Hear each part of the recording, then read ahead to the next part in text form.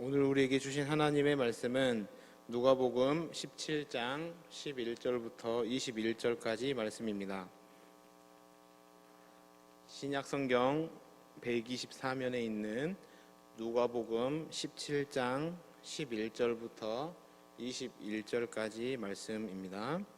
우리 11절부터 20절까지 말씀은 저와 여러분이 교독하시고 마지막 21절은 합독하시겠습니다. 예수께서 예루살렘으로 가실 때에 사마리아와 갈릴리 사이로 지나가시다가 한 마을에 들어가시니 나병 환자 10명이 예수를 만나 멀리 서서 소리를 높여 이르되 예수 선생님이여 우리를 불쌍히 여기소서 하거늘 보시고 이르시되 가서 제사장들에게 너희 몸을 보이라 하셨더니 그들이 가다가 깨끗함을 받은지라. 그 중에 한 사람이 자기가 나은 것을 보고 큰 소리로 하나님께 영광을 돌리며 돌아와 예수의 발 아래에 엎드려 감사하니 그는 사마리아 사람이라. 예수께서 대답하여 이르시되 10사람이 다 깨끗함을 받지 아니하였느냐 그 9은 어디 있느냐 이 이방인 외에는 하나님께 영광을 돌리러 온 자가 없느냐 하시고 그에게 이르시되 일어나 가라 내 믿음이 너를 구원하였느니라 하시더라. 바리새인들이 하나님의 나라가 어느 때에 임하나이까 묻거늘 예수께서 대답하여 이르시되 하나님의 나라는 볼 수 있게 임하는 것이 아니요 함께 보겠습니다. 또 여기 있다 저기 있다고도 못하리니 하나님의 나라는 너희 안에 있느니라. 아멘. 할렐루야. 하나님의 은혜와 사랑이 충만하시기를 주님의 이름으로 축복합니다. 누가복음 17장 1절부터 10절까지 말씀을 어제 새벽에 이제 함께 나누었는데, 형제를 실족하지 않게 하는 신앙이 곧 나는 무익한 종입니다. 우리가 하여야 할 일을 한 것뿐입니다. 라고 고백하며 주인의 집에 머무르는 것을 최고의 가치로 여기는 자가 경험하는 기적 같은 일임을 함께 나누었습니다. 오늘은 원래는 우리 유성남 위 목사님이 말씀을 전하셔야 되는데 우리 잘 알듯이 수술하시고 회복하시는 중에 있어서 순서에 따라서 제가 단에 서게 됐습니다. 오늘 뜻밖의 은혜가 함께 하시기를 소망합니다. 네, 본문의 내용은 10명의 나병 환자들이 예수님을 만나고 예수님께 자신들의 병을 고쳐줄 것을 부탁을 합니다. 그리고 예수님께서는 제사장에게 보이라 라고 하시고 이 10명의 나병 환자들은 예수님의 말씀대로 제사장에게 보이러 가던 중에 병이 낫고 9명은 각자 자기의 갈 길로 갔고 또 1명은 돌아와서 예수님께 감사했다라는 이야기입니다. 우리 여수 땅에도 소록도라는 섬은 아직도 나병의 아픔이 남아있는 땅이지요.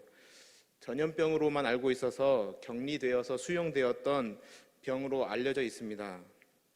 그러나 그렇지 않다는 걸 우리는 너무 잘 알고 있죠. 예수님 당시에도 이 나병 환자들은 전염병을 가진, 그러니까 공동체 생활을 할 수가 없었고 그 마을 안에서 쫓겨나서 성 밖에 다른 마을을 이루면서 살아갈 수밖에 없는 사람들이었습니다. 그 마을을 예수님께서 오늘 지나가시고 있는 겁니다. 베레아라는 지역을 지나가시는데 그들은 가족으로부터 이웃으로부터 격리되어 있는, 사회적으로 완전히 분리되어 있는 사람들입니다. 또한 병 중에 불치의 병으로 알려졌던 이 나병, 이것은 당시 세계관에서는 하나님의 저주를 받아 이런 병에 걸렸다라고 여겼기 때문에 하나님으로부터도 버림받은 존재라는, 이런 하나님으로부터도 분리된 사람들이라는 사람들을 이뤘던 겁니다. 그러니까 한마디로 정리하면 죽지 못해 사는 정말 절망적인 삶을 사는 사람들이었다라는 겁니다. 근데 그 나병 환자촌에, 이 베레아라는 마을에는 나병 환자들이 10명뿐만이 아니라 많은 사람들이 있었겠죠. 근데 그 중에 10명의 나병 환자는 지금 예수님에게 찾아왔습니다. 우리는 흔히 이 9명은 예수님께 감사하지도 않고 돌아갔기 때문에 그들은 믿음도 없고 아무런 이런 영향력이 없다라고 생각을 할 경우가 많지만, 사실은 이 10명은 모두 다 믿음이 있었습니다. 그들은 어떤 믿음을 가지고 있었느냐? 열왕기 하 5장에 나오는 이 나아만 장군의 나병 치유 기적 사건을 늘 마음에 묵상하면서 언젠가 나도 선지자를 만나면 나의 이 병이 낫겠다 하는 이 믿음을 가지고 살았던 겁니다. 그러다가 예수님께서 지나가신다는 소식을 듣고 이 10명의 나병 환자가 예수님을 찾아온 겁니다. 이 사람이 믿음이 없다라고 말할 수 없는 거죠. 우리가 잠깐 이 열왕기 하 5장에 나오는 나아만 장군의 이 나병 치유 사건을 정리하면 이렇습니다. 나아만은 북이스라엘의 적국이었던 아람 나라의 군대 장관입니다. 그래서 전쟁을 나갈 때마다 모든 전쟁에 승리하는 전쟁 영웅이고 왕으로부터도 총애를 받는 신하였습니다. 물론 이 북이스라엘 입장에서는 적국이었고 우리를 침략해왔던 적장이었습니다. 이렇게 승승장구하는 삶을 살던 이 나하만에게 그의 인생의 절정기에서 불치의 병이었던 나병에 걸리고 마는 겁니다. 그러자 그 집안에 포로로 잡혀왔던 한 소녀가 북이스라엘에는 엘리사라는 선지자가 있는데 만약 그를 만나면 당신의 병도 고침을 받을지 모르겠습니다 라고 조언을 하게 되고, 그래서 나아만은 이 아람 왕에게 찾아가서 이스라엘 왕에게 편지를 써달라, 그래서 자기의 신하 나아만의 병을 치료해 줄 것을 부탁하는 친서를 부탁을 하고 은 10달란트를 예물로 보내게 됩니다. 이스라엘 왕은 그 친서를 받아들고 선물을 받아들면서 내가 하나님도 아닌데 어떻게 나아만을 고칠 수 있겠느냐 하면서 옷을 찢고 탄식하는, 그래서 이 나아만을 핑계로 우리나라를 침략하려는 이 아람 나라의 계략이 아닌가 하면서 절망에 빠지게 됩니다. 그러자 엘리사가 나아만을 자기에게 보내라 라고 이야기를 하고, 나아만은 이제 말과 전차를 몰고 위용을 갖춘 채 엘리사에게 찾아가죠. 그런데 엘리사는 나아만을 만나보주지도 않습니다. 단지 그의 신하를 하복을 시켜서 요단강에 가서 몸을 7번 씻으라라는 명령만 내립니다. 나아만 장군은 분노하죠. 저 사람이 도대체 누구길래 내가 저 먼 길에서 왔는데 얼굴도 비치지 않고 저 조그만 보잘것없는 요단강에서 몸을 씻으라니. 이때 부하들이 설득을 하죠. 이 사람이 더한 것을 시켰어도 하지 않았겠습니까? 그저 요단강에 몸을 씻는 것뿐인데 그걸 할 수 있는 거 아닙니까? 하면 설득을 하고 요단강에서 씻고 나음을 받습니다. 우리가 아는 내용은 여기까지죠. 근데 그 뒷이야기가 있습니다. 나아만은 병이 깨끗하게 나음을 받고 돌아가지를 않습니다. 바로 엘리사에게 다시 돌아가서 엘리사에게 줄 많은 선물을 수레에 싣고 엘리사를 찾아갑니다. 그래서 이렇게 말합니다. 나도 본국에서 많은 신들을 섬겼지만 당신이 믿는 하나님이 야말로 진정한 하나님이시다. 내가 감사의 표시로 이 예물을 드리고 내가 하나님을 믿을 길을 가르쳐달라 라고 요청합니다. 엘리사는 나아만의 선물은 내버려 두고 선물은 받지 않고 마음만 받고 그 대신에 수레에다가 흙을 실어가서 이 본국으로 돌아갔을 때 이 흙으로 하나님을 섬길 제단을 쌓고 그동안 바쳐왔던 희생 제물들, 우상에 바쳤던 제물들을 이제는 우상이 아니라 하나님께 드려라 라고 말씀을 합니다. 그리고 그 말씀에 순종하여서 수레에 흙을 잔뜩 실어서 돌아갈 때 이 엘리사가 나아만에게 의미심장한 말을 합니다. 이 말씀입니다. 열왕기하 5장 19절. 엘리사가 이르되 너는 평안히 가라 하니라. 그가 엘리사를 떠나 조금 가니라. 이 평안이라는 단어가 굉장히 중요합니다. 샬롬이란 말이고 하나님과의 관계가 회복되어서 누리는 참된 평안, 구원을 말하는 겁니다. 나병이 치유받는 이 구원 기적 사건을 경험하고 자기에게 돌아와서 감사하며 하나님만이 나의 진짜 하나님이시다라고 고백하면서 내가 이 하나님을 섬길 수 있는 방법을 가르쳐달라라고 하고 그 말씀에 순종하여 돌아가려고 할 때 엘리사는 나아만에게 구원을 선포했던 겁니다. 몸의 치유뿐만이 아니라 그의 영혼까지도 구원받게 되는 은혜를 입고 돌아가는 내용이 나아만 장군의 나병 치유 사건입니다. 이 사건을 근거로 베레아에 있었던 나병 환자들 역시 믿음을 잃어버리진 않고 이 시대에 참 선지자가 오시기를 간절히 애타게 기다리고 있었던 겁니다. 그때 예수님께서 베레아를 경유하시자 나아만처럼 구원을 요청한 겁니다. 나병 환자다 보니까 다른 사람들과 접촉을 할 수가 없습니다. 그래서 멀리서 소리를 높여서 예수 선생님이여 우리를 불쌍히 여기소서 하며 자비를 구합니다. 근데 예수님께서는 그들에게 찾아오시고 그들을 만지시고 안수하시면서 그들을 위해서 뜨겁게 기도해 주시면 얼마나 좋았겠습니까? 그러나 생뚱맞게도 제사장에게 가서 너의 몸을 보이라 라고 말씀을 합니다. 이 제사장에게 가서 몸을 보이라는 말이 얼마나 어이가 없는 말이냐 하면 제사장에게 보이려면 몸이 일단 나은 상태에서 보여야 되는 겁니다. 그래서 나은 상태에서 이 사람이 깨끗하게 나았음을 확진을 받고 공동체로 돌아올 수 있는 과정인 겁니다. 만약에 병이 낫지도 않았는데 제사장에게 찾아간다.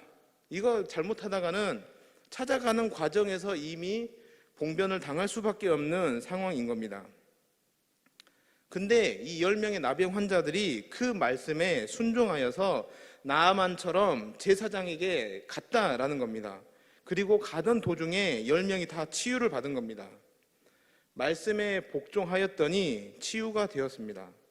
그리고 9명의 나병 환자는 정말로 제사장에 갔든지 가고 난 후에 가정으로, 사회로, 마을로 돌아갔을 겁니다. 합법적으로 공동체에 복귀할 권리를 얻어서 돌아갔을 겁니다. 근데 한 명의 나병 환자가 자기가 병 나음을 보면서 큰 소리로 하나님께 영광을 돌리면서 예수님께 돌아와서 감사의 표시를 하고 있었다는 겁니다. 예수님께서 사마리아 사람에게 묻습니다. 10명이 다 낫지 않았느냐? 9명은 어디 있느냐? 이 한 사람은 모르는 일이죠. 우리가 생각할 때는 이 한 명이 이상한 거잖아요. 10명 중에 9명은 다 갔는데 한 명이 돌아오면 그 한 명이 이상한 겁니다. 그런데 예수님께서는 오히려 이 9명을 이상하게 여기고 있는 겁니다. 그러면 이 돌아온 이 한 사람, 이 사람이 왜 돌아왔냐 하는 거죠.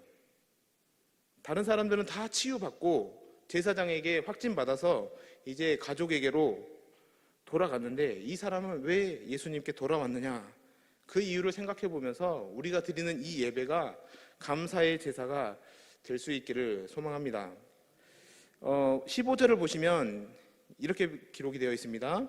그 중에 한 사람이 자기가 나은 것을 보고 큰 소리로 하나님께 영광을 돌리며 돌아와. 지금 제사장에게 가는 길입니다. 가는 길인데 피부가 깨끗해지고 있는 것을 본 겁니다. 피부가 깨끗해지고 있는 것을 본다라는 것은 기적을 지금 체험하고 있다라는 거죠. 지금 나을 수 없는 병이 낫고 있는 겁니다. 그것은 이 치유의 과정 속에 지금 그 자리에 하나님께서 그와 함께 계신다라는 것이고, 이 한 사람은 그 자기가 병이 낫고 있는 이 모습을 보면서 아, 병이 낫는구나 이것만 본 게 아니라 하나님께서 지금 나의 몸을 만지고 계시는구나 하면서 하나님을 바라보게 된 겁니다. 기적의 궁극적인 목적은 하나님을 보는 겁니다.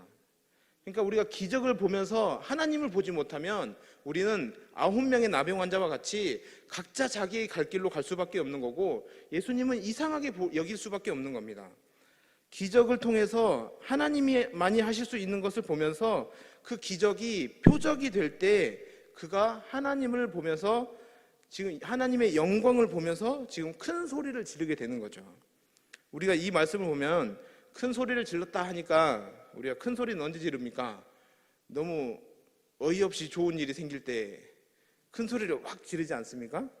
그러면서 우리도 이 사마리아 사람도 병이 나았으니까 지금 놀랄 만한 일이 일어났으니까 기쁨의 환호성을 하나님께 찬양을 드렸을 것이다 라고 해석하기가 쉬운데, 사실 이 기적의 자리에서 하나님의 영광을 보게 되면 우리는 사실은 하나님을 찬양하고 하나님을 환호하는 게 아니라 회개하게 되어 있습니다. 하나님의 영광 앞에 나의 모습을 보면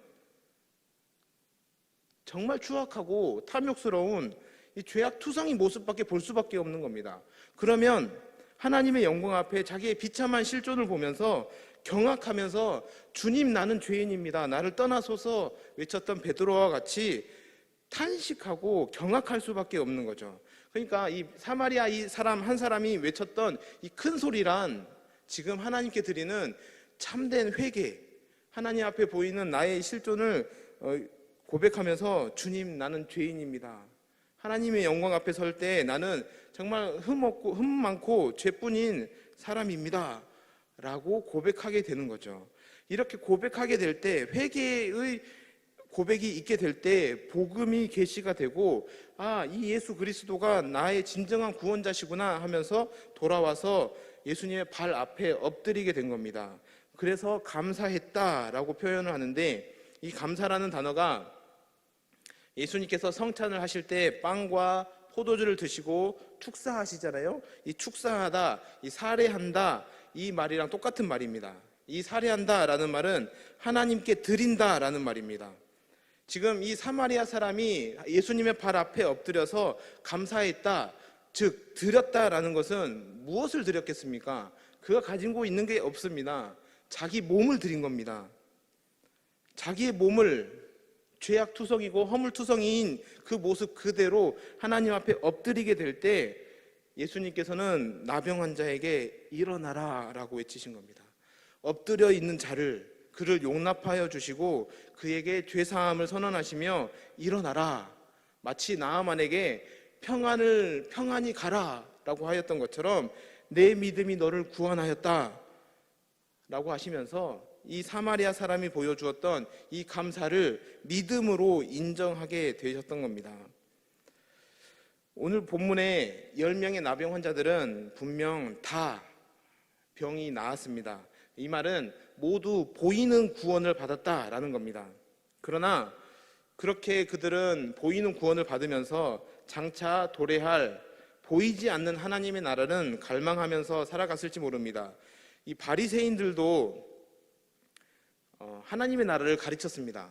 그래서 하나님의 나라가 오면 다윗과 같은 때가 되어 로마로부터 정치적인 안정, 경제적인 번영 이런 것들을 누릴 수 있을 것이다. 그 하나님의 나라가 오기만 하면 된다 라고 가르쳤던 겁니다. 근데 예수님께서도 하나님의 나라를 가르치신 겁니다. 회개하라, 천국이 가까이 왔다. 그러자 바리새인들이 예수님께 묻는 겁니다. 그 하나님의 나라가 어느 때 임합니까? 라는 질문이 20절에 나오는 겁니다. 바리새인들이 하나님의 나라가 어느 때에 임하니까 묻거늘 예수께서 대답하여 이르시되 하나님의 나라는 볼 수 있게 임하는 것이 아니요 또 여기 있다 저기 있다고도 못하리니 하나님의 나라는 너희 안에 있느니라. 하나님의 나라는 언제 임하느냐? 이제 22절부터 이제 그 이후의 말씀을 보면 하나님의 나라는 언제 임하느냐? 종말의 때 임하게 됩니다. 예수님께서 다시 올 때, 인자의 날, 종말의 날에 하나님의 나라는 그동안 보이지 않았지만 이제는 보이는 하나님의 나라로 임하게 되는 겁니다. 그러나 그 사이에 우리는 하나님의 나라를 현재적으로 누릴 수 있어야 된다라는 거죠. 9명의 사마리아 사람들은 보이지 않는 하나님의 나라는 갈망하면서 살아갔을지 모르지만 현재적 하나님의 나라, 그가 지금 현재 하나님의 나라를 누리면서 하나님과의 교제 안에서 참된 평안과 안식을 누리며 살아가진 못했다는 거죠. 오히려 돌아왔던 한 사람, 감사의 제사를 드렸던 그 사람만이 오히려 하나님께서 우리에게 주시는 현재적 하나님의 나라, 너희 안에 있는 그 하나님의 나라를 누리며 살아갔던 것입니다. 오늘 우리의 예배가 어떠한 예배가 되어야 될지 한번 말씀을 보면서 곰곰이 점검해 보아야 됩니다. 말씀을 들으면서 예배를 드리면서 찬양을 하면서 기도하면서 기적을 경험한다. 이것은 맞는 말입니다. 기적을 경험할 수 있습니다. 병고침도 경험할 수가 있고 여러 가지 은사도 경험할 수 있습니다. 그러나 그 기적이 기적에서 그쳐버리면 우리는 그 기적이 가리키는 하나님의 나라는 바라볼 수 없는 자가 될 수밖에 없습니다. 기적을 통해 하나님을 보며 하나님의 영광 앞에 설 때 우리는 회개하게 되고 회개하게 될 때 용납해 주시는 하나님의 사랑이 나의 몸을 드리는 이 헌신의 감사를 하나님은 믿음으로 인정하시고 비로소 샬롬의 죄사함의 구원이라는 현재적인 하나님의 나라를 누릴 수 있게 된다라는 말입니다. 보이지 않는 하나님의 나라는 먼 미래에 찾아오는 그 나라가 아니라 현재라는 시간 속에 우리 안에 임할 수도 있다라고 예수님은 오늘 말씀을 해주고 있는 겁니다. 성도들 간의 신령한 교제 속에 이미 임해 있는 겁니다. 그래서 바울은 현재적인 하나님의 나라에 대하여서 고린도전서 1장 9절에 이렇게 설명을 합니다. 너희를 불러 그의 아들 예수 그리스도 우리 주와 더불어 교제하게 하시는 하나님은 미쁘시도다. 성삼위 하나님과의 교제 가운데 참여하는 것이 하나님의 나라가 현재적으로 누릴 수 있는 것이다 라고 이야기를 하고, 사도 요한도 요한 1서에서 우리의 사귐 안으로 초대하는 성부, 성자, 성령 하나님과의 교제에 참여하는 공동체를 말하면서 그 교제 밖에 있는 사람들을 너희를 우리로 초대하고 있는 서신이 요한 1서입니다. 그런데 이 교제에 어떻게 우리가 참여할 수 있게 되느냐? 그게 예수 그리스도의 희생으로 인합니다 라고 로마서 4장 25절부터 5장 2절에서 이렇게 설명을 합니다. 예수는 우리가 범죄한 것 때문에 내줌이 되고 또한 우리를 의롭다 하시기 위하여 살아나셨느니라. 그러므로 우리가 믿음으로 의롭다 하심을 받았으니 우리 주 예수 그리스도로 말미암아 하나님과 화평을 누리자. 또한 그로 말미암아 우리가 믿음으로 서 있는 이 은혜에 들어감을 얻었으며 하나님의 영광을 바라고 즐거워하느니라. 파란색은 다 예수 그리스도를 통하여서 우리가 의롭게 되고 화평을 누리고 은혜에 들어갈 수 있는 구원을 누릴 수 있게 되었다. 하나님의 나라를 누릴 수 있게 되었다라고 이야기를 합니다. 예수님께서 성취하신 이 보이지 않는 하나님의 나라를 우리는 성령 하나님을 통하여 우리 안에 실제가 될 수 있는 것이다 라고 이야기를 합니다. 그래서 로마서 14장 17절에서는 하나님의 나라는 먹는 것과 마시는 것이 아니요 오직 성령 안에 있는 의와 평강과 희락이라 라고 말씀합니다. 오늘 목장 섬김이 나들이를 다녀왔습니다. 이들 모임 가운데 먹고 마시는 곳으로 그쳐버리면 이는 그냥 사적인 모임밖에 되진 않습니다. 그러나 이 모임 안에 성령 안에 있는 의와 평강과 희락으로 충만할 때 보이지 않는 하나님의 나라, 예수님이 성취하신 그 나라가 우리 안에 실제가 될 수 있다라는 겁니다.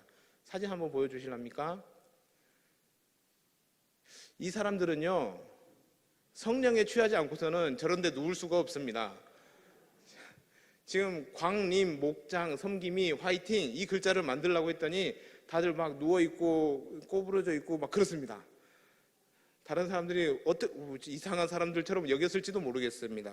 그러나 이들은 먹는 것과 마시는 것, 즐기는 것 이런 것을 하러 간 게 아니라 그 안에 성령 안에서 주시는 참된 평강과 의와 희락을 느끼며 누리기 위해서 갔던 거죠. 그러면 그 자리에 누가 계시는 겁니까? 하나님의 나라가 그 모임 가운데 그 가운데 있다는 겁니다.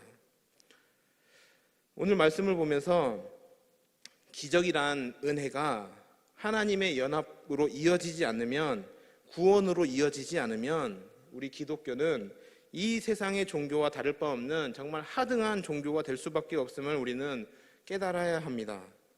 그래서 우리는 오늘 어떤 감사로 하나님께 나아가야 할까? 하나님께 무엇을 드릴까? 하나님, 저는 내 모습은 하나님의 영광 앞에 정말 비참하고 죄투성이인 연약한 이 모습이지만 이 모습이라도 하나님 드립니다. 하나님, 내 모습 이대로 주님 앞에 나왔습니다. 하나님은 그럴 때 우리를 용납하여 주시고 하나님을 계시하시고 복음을 계시하시고 구원을 선언하실 것입니다. 기적의 구원 앞에 하나님을 보고 자신을 본 사람, 자신의 비참한 실존을 깨닫고 하나님 앞에 소리 지를 때, 하나님 앞에 회개할 때 복음이 계시되고 예수 그리스도 앞에 나아가 엎드려 나의 죄악된 실상을 고백하며 긍휼을 구했는데, 이게 그가 드렸던, 사마리아 사람이 드렸던 감사의 제사였던 겁니다. 하나님은 이 감사의 제사를 믿음으로 인정하시고 그의 믿음에 대하여 보이지 않는 하나님의 나라를 그의 심령 가운데 누리면서 하나님의 구원을 선물로 주시게 된 겁니다. 이 사마리아 사람의 감사 이야기가 오늘 우리의 이야기가 되어야 할 것입니다. 내 안에 하나님의 나라를 누리지 못하는데 우리가 어떻게 예배하고 어떻게 기도하고 어떻게 전도하고 하겠습니까? 내 안에 하나님의 나라가 없는데 이런 것들 한들 이것은 사실 공허한 외침밖에 되지 않는 겁니다. 우리가 전도대행진을 진행하고 있는데 우리가 내일이면 또 가서 만날 텐데 우리의 걸음과 만나야 되는 그 사람들에게 내가 드러나는 것이 아니고요, 광림교회가 드러나는 게 아니라 하나님의 나라가 드러나야 되는 겁니다. 나와 함께 하시는 하나님의 나라, 광림교회 가운데 실현되어지고 있는 현재적인 하나님의 나라를 그들 가운데 보여주고 느낄 수 있도록 해주어야 된다는 겁니다. 그래서 우리가 때로는 신앙생활을 하면서 고난도 어려움도 아픔도 찾아올 테지만 이 현재적 하나님의 나라의 그 기쁨으로 인해서 아픔이 아픔으로 끝나지 않고 슬픔이 슬픔으로 끝나지 않고 세상이 줄 수 없는 하늘의 평안과 안식이 찾아오므로 그 하나님의 나라를 우리가 전할 수 있기를 소망합니다. 그래야서 우리 모임 가운데 우리의 삶 가운데 함께 하시는 그 하나님을 보여줄 수 있는 우리 모두가 될 수 있기를 주님의 이름으로 축복합니다. 우리 기도하겠습니다. 기도하실 때 찬양팀 앞으로 나와주시고요, 함께 찬양하고 기도하겠습니다. 전능하신 하나님, 기적 앞에 하나님의 영광을 보았던 사마리아인의 감사를 믿음으로 인정하신 하나님, 오늘 우리는 삶의 비참한 자리에서 하나님만을 갈망하며 바라보며 주의 영광 가운데 나의 비참한 실존을 깨닫고 엎드려 나의 삶을 온전히 주님께 드리는 감사의 제사를 드리러 이 자리에 모였습니다. 주님, 나의 모습 이대로 받아주시는 그 주님을 만나는 시간 되게 하여 주옵소서. 그리하여 환경에 지배받는 연약한 믿음이 아니라 작은 시험과 유혹에도 흔들리는 작은 믿음이 아니라 하나님이 인정하시는 믿음의 감사로 예배하는 자가 되게 하옵소서. 그렇게 나의 모습 속에서 하나님의 모습이 드러나며 하나님의 성품이 드러나고 하나님의 나라가 흘러갈 수 있도록 은혜 베풀어 주셔서 우리가 가만히 있어도 예수의 향기가 나고 저절로 예수님의 모습이 증거되어지는 그런 전도지의 삶을 살아가게 하여 주옵소서. 전도 대행진을 통하여 우리가 나아가야 할 그 감사의 방향을 깨닫고 바른 믿음의 방향 속에서 아름다운 신앙의 성숙을 이루어갈 수 있도록 하나님 함께하여 주시고 하나님을 경험하게 되는 전도 대행진이 되게 하여 주옵소서. 감사드리며 예수님의 이름으로 기도드립니다. 아멘.